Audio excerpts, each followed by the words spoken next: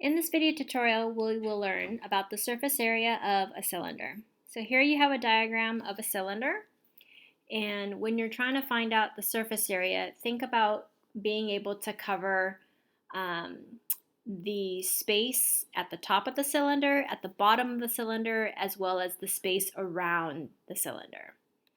So the surface area, we will be finding the area of two circular bases, the one at the top, the one at the bottom, as well as the lateral area. So the area along the side, the wall of your cylinder is called lateral area. Since we have circular bases, pi r squared will give us the area of one base, but there are two, so you're going to have to multiply that by 2. Plus, this is the formula to find lateral area. 2 times pi times the radius times the height of your cylinder. Let's take a look at an example.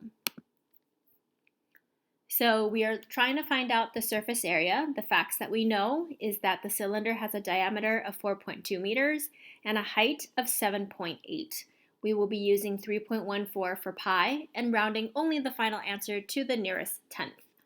Let's recall that this is the formula to find the surface area of a cylinder.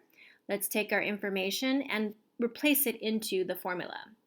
Now, in the formula, we do not have diameter.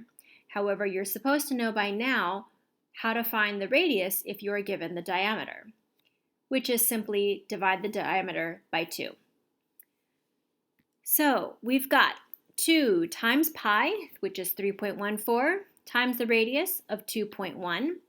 When you square the radius, that means 2.1 times 2.1. Plus 2 times pi, 3.14 again, times the radius of 2.1 and times the height of your cylinder, 7.8. Go ahead and grab a basic calculator and do the calculations. And finally, when you round this answer to the nearest tenth, it will be 130.6. Make sure you label meters squared.